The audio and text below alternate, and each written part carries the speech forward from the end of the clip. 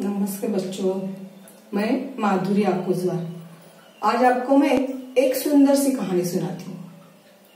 कहानी नहीं, एक बहुत अच्छा सा उपदेश है आप सभी के लिए।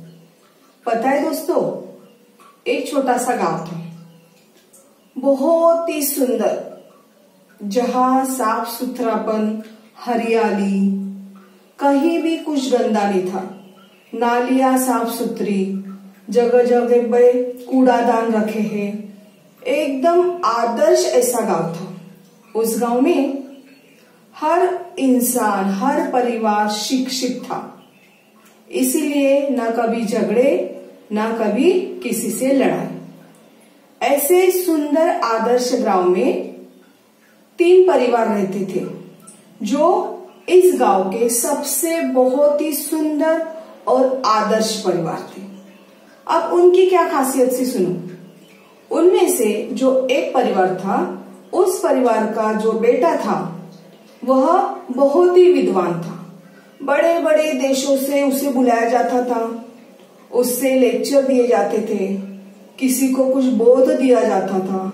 वह लड़का सारे गांव में सबसे होशियार लड़का था। दूसरा जो था परिवार, उस परिवार में एक जो लड़का था वह बहुत बड़ा पहलवान था।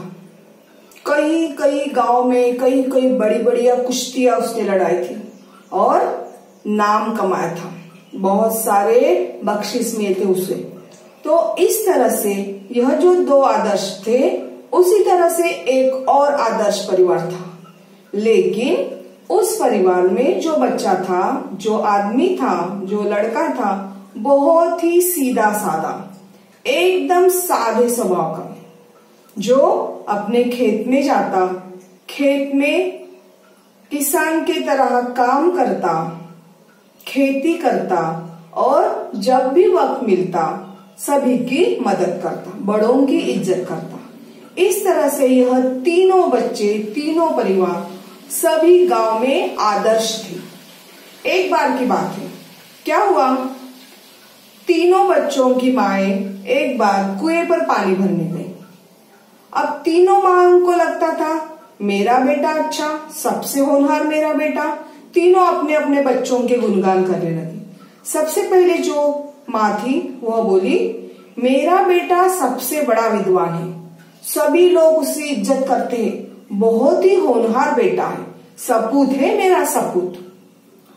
और दूसरी माँ बोली, इससे तो कुछ भी नहीं, दूसरा जो बेटा है मेरा वह बहुत बड़ा पहलवान है, बड़ी बड़ी कुश्तियां लड़ता है, सारे गांव में उसकी बड़ी इज्जत है, बड़ा रौब है, बहुत सारे इनाम कमाए उसने। अब तीसरी बेचारी क्या बोलती, उसका बेटा तो सीधा साधा था। तभी अचानक क्या हुआ, एक बेटा जो विद्वान था वह रास्ते से आया और बड़े ही अकड़ के साथ बोला, ए माँ, मैं अभी घूमने जा रहा हूं, वहां मेरी एक परिषद में मीटिंग है, मैं शाम को खाना खा के लौटूंगा, याद रखना। माँ ने बेचारी, माँ अपने घड़ा लेके थी, ठीक है बेटे बोले, और अकड़ के साथ बेटा निकल गया। फिर उसी तरफ से दूसरा बेटा आया जो पहलवान था। अब पहलवान बोले तो कैसे आया, ऐसे ऐसे ऐसे ऐसे करके आया और माँ से बोला, ए माँ सुन, मैं एक कुश्ती लड़ने जा रहा हूं और इनाम कमा के रहूंगा। माँ तभी भी अपनी घड़ा सिर पर लेके चली रहती। बात करते करते बोला, हाँ माँ, जल्दी जल्दी घर जा और खाना बना के रख, ये क्या टाइम है पानी भरने का। माँ बेचारी चुपचाप खड़ी रही, ठीक है बेटा। अब एक माँ इधर मटका लेके खड़ी, दूसरी रास्ते से निकल रही। अब तीसरी ने अपना मटका भरा, तभी तीसरी का बेटा यानी किसान बेटा धीरे धीरे चलता हुआ अपना गमछे से मुंह पोंछता, हाथ पोंछता हुआ आया और बोला, अरे माँ, तुम क्यों मटके में पानी भर रही हो। माँ का मटका देखा उसने, उसे बहुत बुरा लगा, मैं तो अभी आने ही वाला था। तुम क्यों मटका भर के लेके जा रही हो, लाओ। और झट से मटका उठाया माँ के सिर से और अपने सिर पे ले लिया। अब माँ ने बड़ी अकड़ के साथ देखा सबके दोनों औरतों की तरफ और बोली, ये है मेरा बेटा। दोनों माओ ने अपना सिर नीचे कर लिया, क्योंकि पहली के सिर पर जो घड़ा था उसके बेटे ने नहीं उठाया। अकड़ के साथ माँ को हिदायत दी और चला गया। दूसरी का जो बेटा था, जो पहलवान था, उसने भी माँ के सिर का घड़ा नहीं देखा। उसको बोल के हिदायत दी, खाना बना, मैं अभी आ रहा हूं, और चला गया।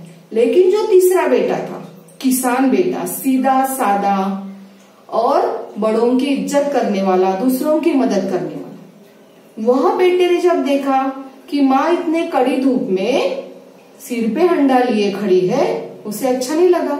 उसने झट से उठाया हंडा, अपने सिर पे लिया, चल माँ मैं अभी आता हूँ। तो दोनों माँ का सिर नीचे हो गया। क्यों हुआ होगा बता सकते हो आप लोग? क्योंकि असल इंसान वही है जो अपनों के बड़ों की इज्जत करे, बड़ों का हाथ बटाए। सिर्फ पहलवान होना, विद्वान होना यह बड़ा नहीं है। तो अपनों से जो बड़े हैं, अपनी माँ सिर पे घड़ा लेके खड़ी है और मैं अकड़ की बात कर रहा हूं, बुरी बात है? उसने जो किया वो सबसे बड़ा काम था। इसलिए वो माँ बोली कि यह है मेरा सपूत, जो आप दोनों के बेटों से सच्चा। और दोनों माओ का सिर नीचे हो गया। समझ में आ गया बच्चों? तो इसलिए पढ़ाई करो, लिखाई करो, बहुत बड़े बनो, लेकिन कभी अपने संस्कार न भूलो। बड़ों का आदर, बड़ों की इज्जत, माँ बाप की इज्जत, उनकी हर समय मदद करना, यह हमारा कर्तव्य है। तो जब यह सब करोगे तो तुम्हें सच्चा आदर्श बेटा खुद में नजर आएगा, क्योंकि यही हमारे भारत के संस्कार है। तो आज की कहानी खत्म। नमस्ते।